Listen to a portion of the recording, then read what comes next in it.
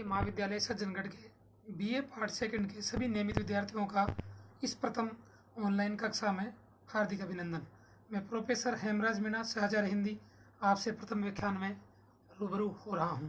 जैसा कि आप सबको विदित है कि भारतवर्ष में कोविड-19 के संक्रमण के कारण सभी विश्वविद्यालयों और महाविद्यालयों में संक्रमण के फैलाव को रोकने के कारण ऑनलाइन कक्षाओं का संचालन किया जा रहा है।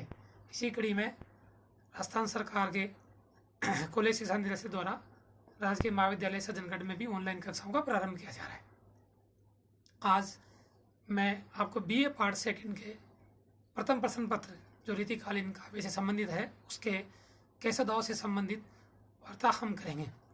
केशवदास रीतिकालीन रीतिबद्ध काव्य के महत्वपूर्ण कवि हैं। जैसा कि आप सबको विदित है कि रीतिकालीन काव्य के जितने भी कवि हैं उनमें केशवदास का स्थान सर्वप्रथम आता है या सर्वोपरि है।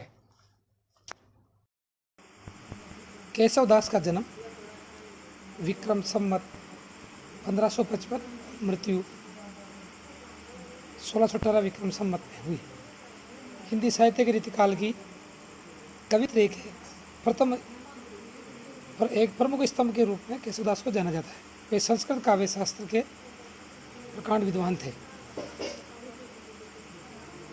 इनका जन्म सनाडे ब्राह्मण कुल में हुआ। इनके पिता काशीराम थे जो ओरछा नरेश मधुकर शाह के विशेष प्रिय थे। मधुकर शाह के पुत्र महाराज इंद्रजीत सिंह इनके मुख्य आश्रयदाता थे। वे केशव को अपना गुरु मानते थे। केशव के जीवन परिचय के बारे में और आगे हम बात करते हैं। ओरछा के राज दरबार में उनके परिवार का बड़ा मान था। केशव स्वयं ओरछा नरेश महाराज राम सिंह के महेंद्र सिंह के दरबारी कवि होने के साथ साथ मंत्री और गुरु सब कुछ थे। इंद्रजीत सिंह की ओर से इन्हें 21 गांव मिले हुए थे और ये आत्मसम्मान के साथ विलास में जीवन व्यतीत कर रहे थे। केशवदास की गिनती संस्कृत के उद्भट विद्वानों में होती है। उनके कुल में भी संस्कृत का ही प्रचार था। उनके नौकर चाकर भी संस्कृत ही बोलते थे। उनके कुल में संस्कृत छोड़ किसी भाषा में कविता करना उन्हें कुछ अपमानजनक सा लगा था। उसके लिए एक दुआ है। भाषा बोल न जानहि जिनके कुल के दास, तिन भाषा कविता करी जड़मति केशवदास। केशव बड़े भावुक और रसिक कवि थे।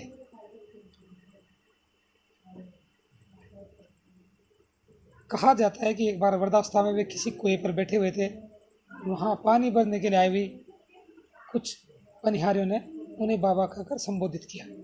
इस पर उन्होंने ये दोहा कहा, केशव केस ने अही करी बेरियु जस न करही, चंद्र बदन मृगलोचनी बाबा कही कही जाए। संवत 1608 के लगभग जहांगीर ने ओरछा का राज्य वीर सिंह देव को दे दिया। केशव कुछ समय तक वीर सिंह के राज दरबार में रहे, फिर गंगा तट पर चले गए और वहीं रहने लगे और 1618 ईस्वी के लगभग उनका देहावसान हो गया। केशवदास की रचनाओं में प्रमुख रसिक प्रिया, कवि प्रिया, छंदमाला, रामचंद्रिका, वीर देव सिंह चरित, विज्ञान गीता और जहांगीर जसचंद्रिका प्रमुख है। रसिक प्रिया केशव की प्रौढ़ रचना है जो काव्य शास्त्र संबंधी ग्रंथ है। इसमें रस, वृत्ति और काव्य दोषों के लक्षण उदाहरण सहित दिए गए हैं। कवि प्रिया काव्य शिक्षा संबंधी ग्रंथ है जो इंद्रजीत सिंह की रक्षित और केशव की शिष्या प्रवीण राय के लिए प्रस्तुत किया गया था। केशव की इन रचनाओं में उनकी विद्वता अच्छी तरह झलकती है।